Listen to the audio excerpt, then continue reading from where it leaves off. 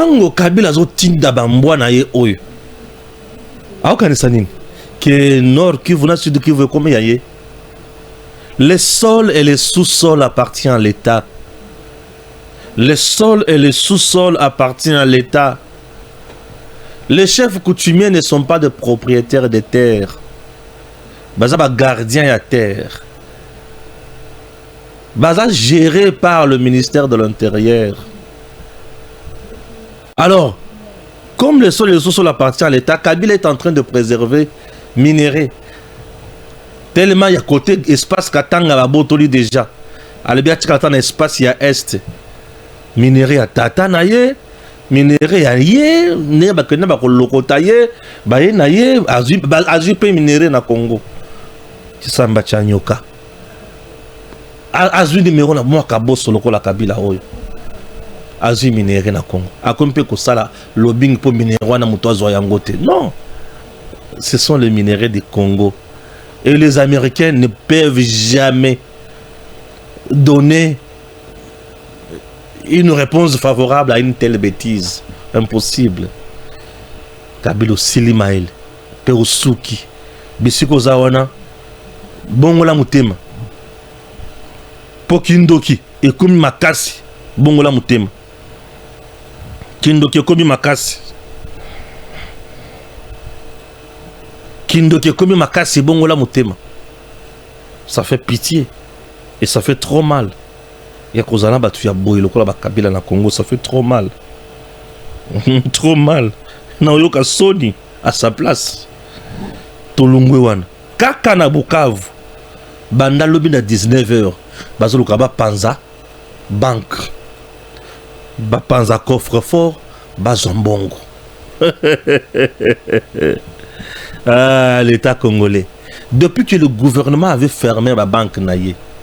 Mbongo na ye abombi babandi ko buka bank babuka bank bazwa mbongo bapiller mbongo pour dans 4 jours dans 3 jours il faut bakende bazo piller il faut ba piller mbongo dans 3 jours il faut bakima Kagame le bibo beta chaud les 15 bozo signer bozo lungwa déjà kuna dans 2 jours il faut bokima bof piller bazo piller dans 2 jours il faut bokina aller exécuter ces gens ici bobo mabango ta babomi bango. Mboka nanga Congo. Mboka nanga Congo. Pasi na mutema. Pasi na makanisi. Pasi na mutema. Mboka nanga Congo. Tala ndenge to ali konyokwa na mboka na biso moko. Et tout ça Kabila na baninga na ye. Yo vandolo Kabila. Omoni Kabila. Omoni Hippolyte. Yewana. Kagame lobi awa vous devez maintenant passer de vitesse supérieure. Bobuka ba banque, bobuka ba magasin, bobuka biloko nyonso, mutu nyonso côté le menabino beta et masasi. Kuna loko mususu ezate beta et masasi bomaye. Et on tue tous les jours comme ça. États-Unis peut lobby. Les 15 avant les 15 vous devez retirer ba troupe na bino nyonso.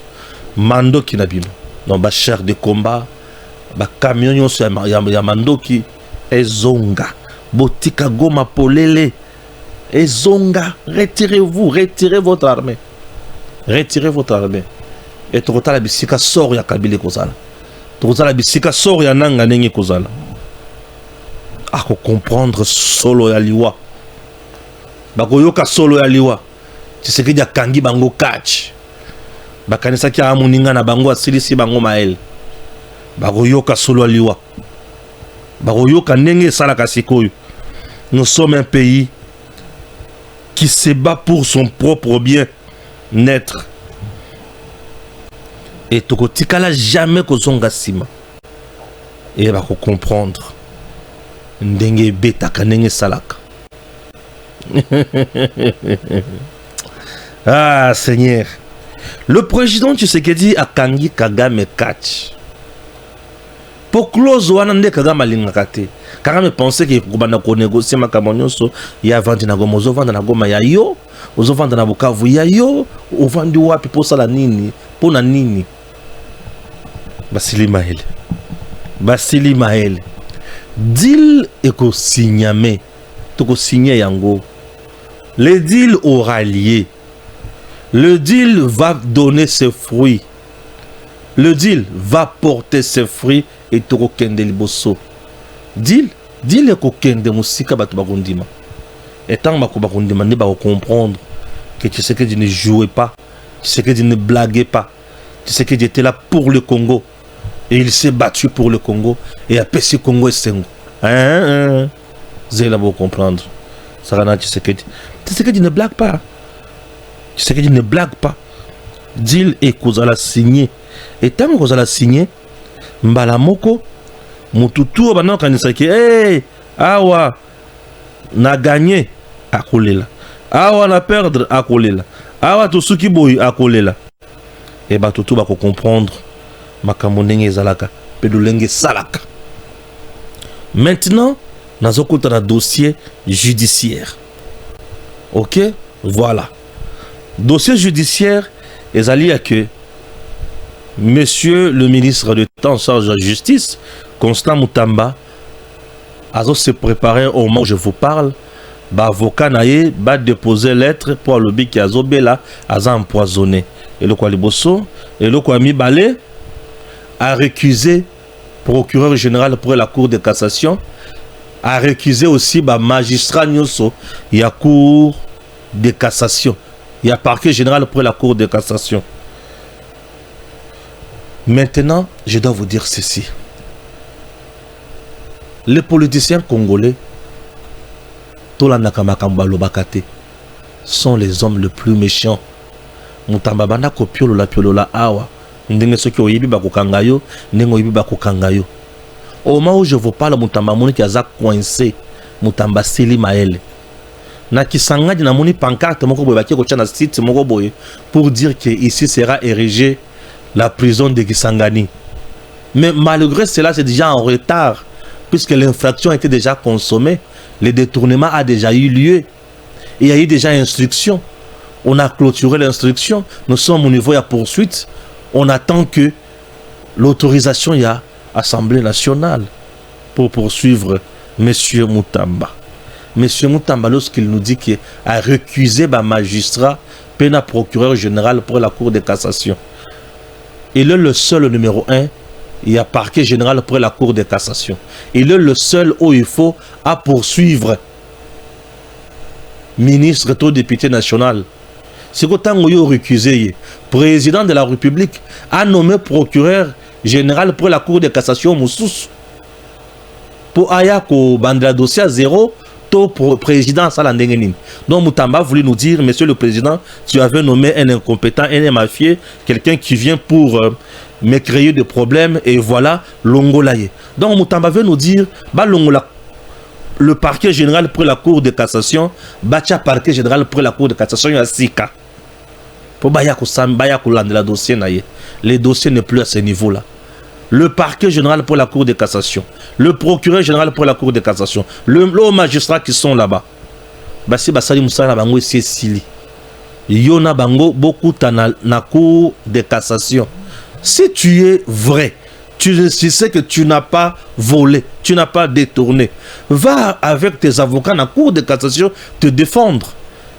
La Cour de cassation est tellement indépendante, ça ne veut pas dire que ceux qui parquet inculpé au commis devant la Cour de cassation, ne balamoko za condamné. Non. Au PC moyen de défense na yo ceux qui ont yibité. Est-ce que na bango pe kuna bazaka na complot contre yo? To ezandengini, ozobanganini. Mutamba na même trace avec Matata. Matata aussi a Télémela, procureur général pour la Cour constitutionnelle, le Kakaboye. Mais Souka aujourd'hui, il est condamné dans les travaux forcés. Aux hommes qui ont yibi déjà, au cause de l'échappatoire, il y a Mutamba a inventé droit à Sika. Le meilleur étudiant, il y a droit, Constant Mutamba. Il vient d'inventer le nouveau droit. Non, c'est un génie. Un génie en mensonge et en manipulation. Un génie qui vient pour abrutir la jeunesse. O azoye ko la droit. Nabana un ba obenganga bazo de la mendeko Stéphane. Biloko zanini de sous. En voulant trop s'échapper, trop mentir au commis boye. Va-t-il s'échapper? Ah, okomi malade, okomi obela. Ganga nengo banda ko gangat. Ganga nengo banda ko ganga na parler de la justice. Et comment kabolo là? Ganga nengo banda ko ganga na parler de la justice. Est-ce que akoti ko ganga lelo nenga banda ko ganga na parler de la justice, messieurs dames? C'est pour vous dire que nos politiciens bazaka bato bizale limabe. Bomona ka bango bongo te baninga na bisote. Ba dossier comme ko créer ya ndenge na ndenge babani ko tangela biso droit ya sika. Et loko mutamba tikali asalaza a récusé conseil supérieur ya magistrature. Na mukuse récusé kaka pouvoir judiciaire malamoko. Et si ne c'est quoi le legislatif autant le coup ministre de la justice boma ka justice malamoko to kene souvent to tikala mboka sans justice. Obanda ko sakana na musapi na muzindo kote sa musapi na muzindo bandimao. Kote sa musapi na muzindo bandimao. A kote sa musapi na muzindo bandimao. On ne récuse pas un magistrat. On récuse un juge. On peut récuser un magistrat lorsqu'il joue le rôle et un ministère public devant la cour. Tant que ça copie ça à vie. Oh. L'unique parquet général qui peut te poursuivre, nous autres qui ne peut récuser pour basa mission na Yesu, ba kitsa Yesu to ba koko no ba ko sambisao. Boni ba vanture pampa maboyko. Hein? Boni ba vanture pampa mogo. Ba je moko salité beaucoup me la biso ba lettre moko sans fondement pour embrouiller les étudiants en droit, embrouiller les gens. Bah toi quand ça question que comme ministre, comme super puissant. Hein? Donc tu peux faire tout ce que tu veux. Bah congolais, justice à Congo face bah politicien dans la population. Ce que sa population ba ko kangai na petenyoso. Ako comme mkanani. Ako comme français que nazo rekize. Hein? Papa mambo ina ko kiko comme mkanda nazo rekize.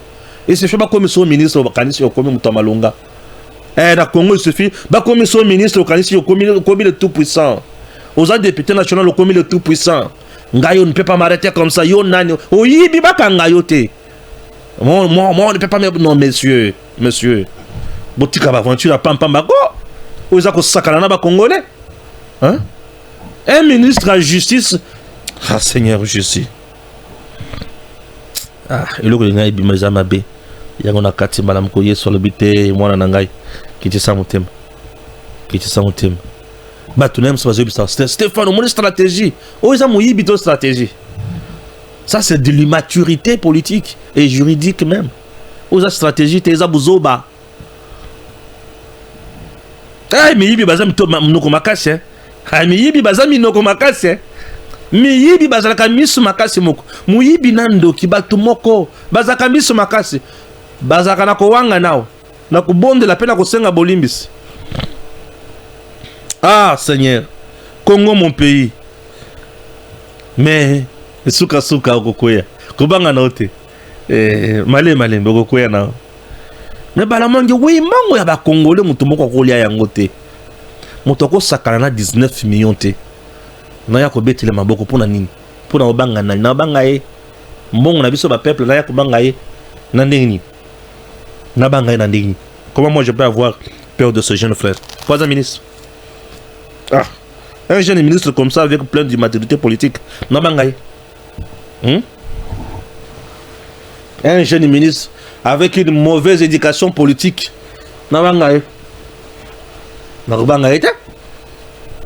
Oh, ça a un problème personnel. Ça a un problème personnel là, moutam.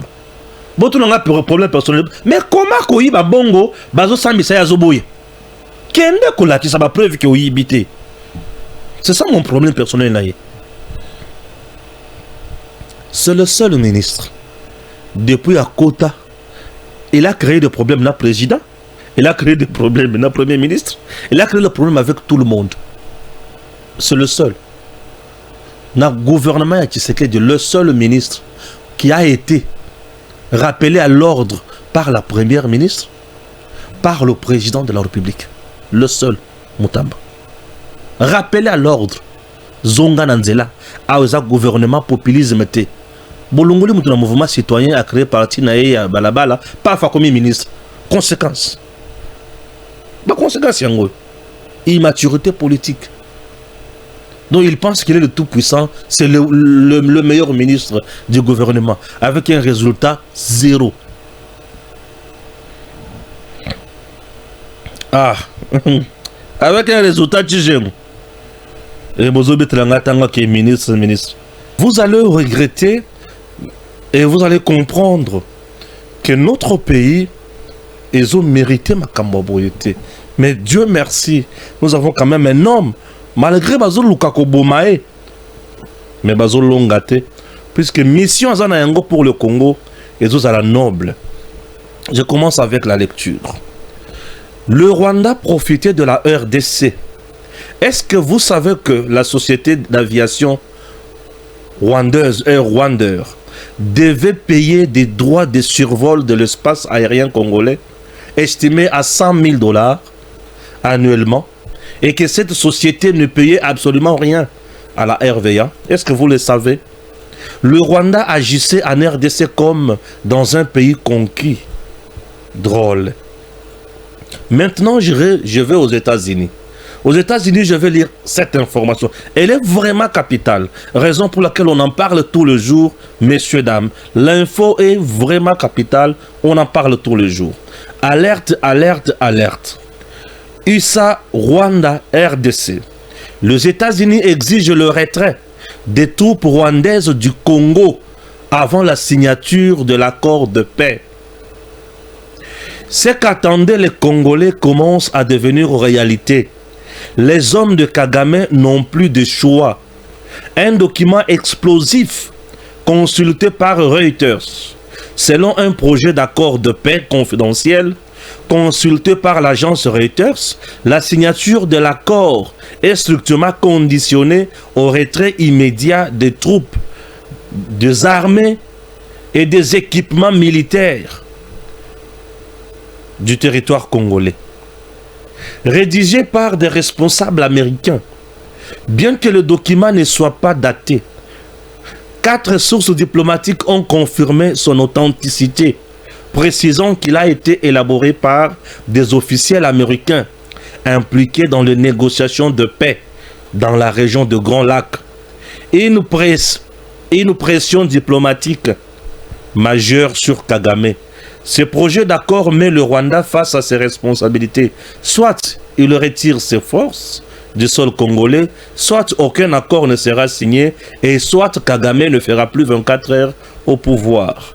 Cela marque une évolution importante dans la position des États-Unis face à la guerre à l'est de la RDC. Chers compatriotes, Tozoya. Suivez maintenant ceci. Joseph Kabila dépêche Kekaya Bin Karoubi, Patient Saïba et Moïse Nyarugabo aux États-Unis pour faire capoter le deal minier entre Kinshasa et Washington. Les émissaires de l'ex-président déposeront au Congrès américain une prétendue lettre de chef requisant le dit accord et la prétendue lettre avec des signatures de chefs coutumiers. Vous comprenez? Je reviens sur ça avec beaucoup de détails dans les lignes qui suivent. Après Goma, le rebelle du M23 tente d'accéder dans la banque centrale de Bukavu. Selon plusieurs témoins, l'opération de démolir a commencé depuis mardi après-midi. Ils sont en train de démolir la banque depuis hier à partir de 19 h. Ils bouclent la zone. Pas d'entrée ni de sortie entre postes Toumaïni, rond-point, ISP, a déclaré un habitant de Bukavu.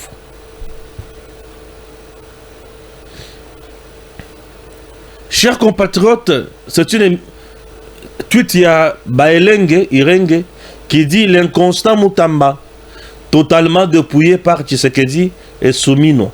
Signature retirée sur instruction de la hiérarchie.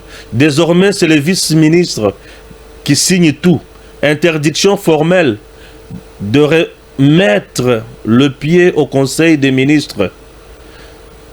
Or, cerise sur le gâteau, Dans une lettre devenue virale, il récuse le procureur général pour la Cour de cassation. Ses avocats, eux, préparent déjà une demande d'autorisation des soins à l'étranger. Azur Poison. Azur Poison. Le col Azur Poison. Azur préparé ma camusous. Ok, voilà. Dans les Kotanga, awa. La Cour suprême de justice, section judiciaire, siégeant en matière de récusation, avait rendu son arrêt en date du 11 novembre 2011 sous le REC 039 dans lequel elle avait déclaré la récusation non fondée du fait que la récusation collective de magistrats de la Cour suprême de justice ou de plusieurs d'entre eux dans le but de mettre celle-ci dans l'impossibilité de composer fonctionnement ne peut être admise. L'affaire entreprise générale Malta Forest demanderait en récusation contre Kitoko Kimpele, premier président de la Cour suprême de justice, Tuka Ika, président, Pungwe, président, Bumbolu, Bombongo, conseiller, Funga Molima, conseiller, tout et consort, respectivement président et conseiller à la Cour suprême de justice, défendeur en récusation. Donc c'est un peu ça, je lis aussi Firmin Yangandi qui dit ceci. En droit congolais, il n'y a pas de récusation d'un magistrat du ministère public, sauf lorsqu'il intervient par voie d'avis. Autrement dit, lorsqu'un magistrat du ministère public agit comme organe de poursuite dans la mise en œuvre de l'action publique, il ne peut être récusé. Article 54, Elobinin. En cas d'infirmation du jugement rejetant la récusation, le juge d'appel annule toute la procédure du premier degré qui en est la suite et renvoie les parties devant le même tribunal pour y être jugées par un autre juge ou devant un tribunal voisin du même degré sans préjudice de l'action disciplinaire. Les dispositions relatives à la récusation sont applicables à l'officier du ministère public lorsqu'il intervient par voie d'avis et non lorsqu'il instruit.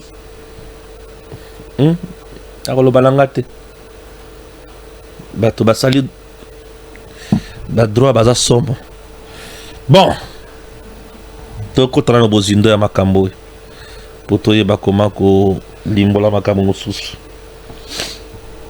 Ah, makambo makambo ya droit na kolobango na suka to banana makambo ya mboka na biso. On ne peut pas commencer à causer la casser na mutu le kolo mutamba qui ne comprend absolument rien qui veut s'échapper azolanda lokolo matata. Bon, suppléant naye papa naye na Assemblée nationale azo sala musala kuna lokolo député national sans problème. Bon, c'est compliqué. Lorsque on a l'immaturité politique, on tombe toujours dans des bêtises pareilles. Chers compatriotes, tous sont là makambozo tungisa biso. Makambozo tungisa biso. Makambozo tungisa biso ezali nini? Mutema pasi, nzoto malili. Mutema pasi nzoto malili. Mutema pasi nzoto malili. Nazo bandana likambo nini? Nakena kadutu. Na Bukavu. Meeting salemaki na Bukavu. Durant meeting, lacrymogène nini gaz moko ebeti na grenade bato bazoki bato bakufi. Le lendemain, il y a meeting babandi kokotela bato nyonso na bandako. Nde vidéo bozomona oyo. OK? Vidéo en illustration bozomona wana bazokotela bato na bandako. Bakoti na bandako babimisi jeune oyo bozomona wana elenge azolela azoloba eza ngai te bouti ko boma papa na kati muto bobomi wana eza papa na ngai azalaki na makambo wana te papa azalaka soda te papa azalaka pe muto mabe te bozosala biso mabe pamba botika biso elenge azolela tango elenge azolela bongo bango pe na tourna bango balobi ok c'est bon zela to sila na yo bazo ya na ye ba comme presque côté à mur azumbu mataya ba beti à bout pourtant à quoi on nous tue dans notre propre pays et mutazo boma mutatindi bango nani et politique kanambe Joseph Kabila nananga tala makambo Kabila zo sala na est makambo nanga zo sala na est tala makambo Kagame zo sala na est tala makambo AFC M23 zo sala na est mutema pasi bapaya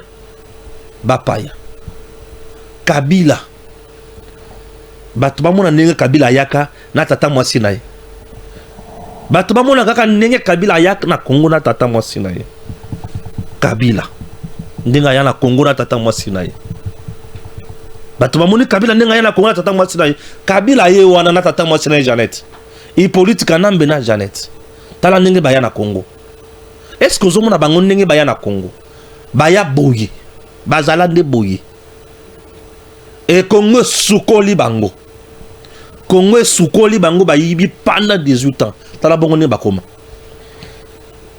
tala ndenge bakoma soki Congo ezwaki transformation oyo mbelelelo tozo bazolo balabiso ata Belgique d'Afrique France d'Afrique pour ne pas dire Allemagne d'Afrique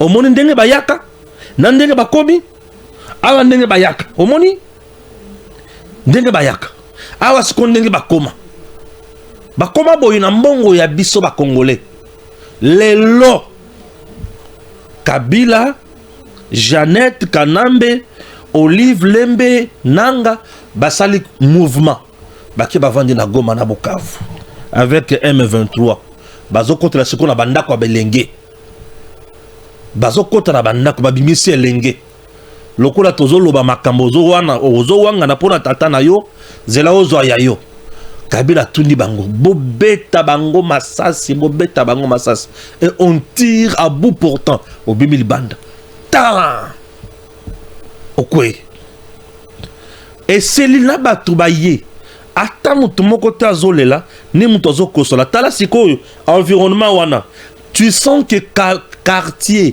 eza ya kokauka mutu nyonso na ndako azobondela nzambe na ngai bakota na porto yo te nzambe makila ya Yesu pakola makila bato bazo interceder bongo na Goma na Bukavu makila ya Yesu makila nzambe na ngai et tout le jour ici c'est ça le traitement que Kabila Nanga et les autres bazo infligé na peuple congolais elenge bozobona wana bazokende ko bomaye bazo kende ko bomaye azala kati ya kusenga pardon muto bozoboma wana ezali papa bolimbisa bobomi wana za papa bolimbisa balbi yo pe ozan koloba mingi zela ozo ya yo taya na nzoto Kabila ebisi bango bosali musala malamu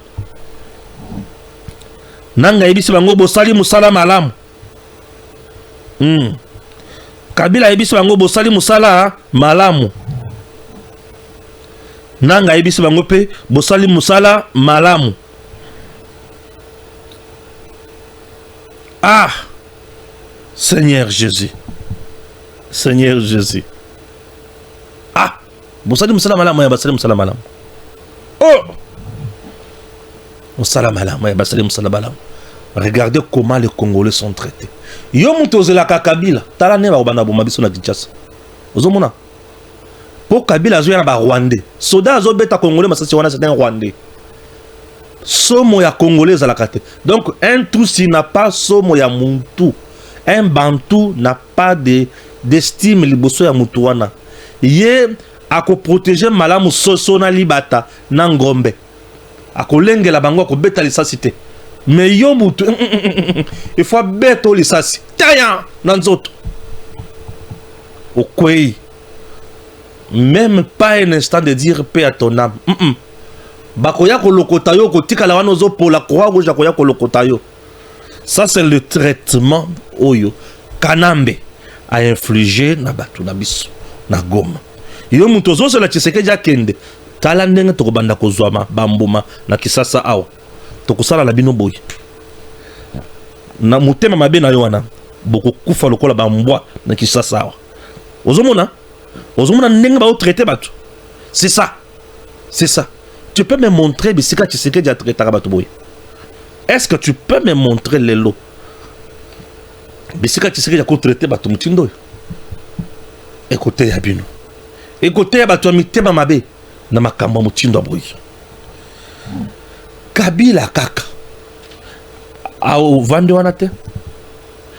Tango sangisa ki ba chef coutumier nyonso wana ba signer mikanda ebele milai. Si ma ko signer mikanda Kabila tindi siko batuna ye. Bake na congrès américain. Bake lisusu na administration ya ba américain. Na département d'état, les États-Unis. Bake ko déposer lettre pour dire que ba deal au bozo signé na Tshisekedi a pas na biso ko simbate puisque biso ressources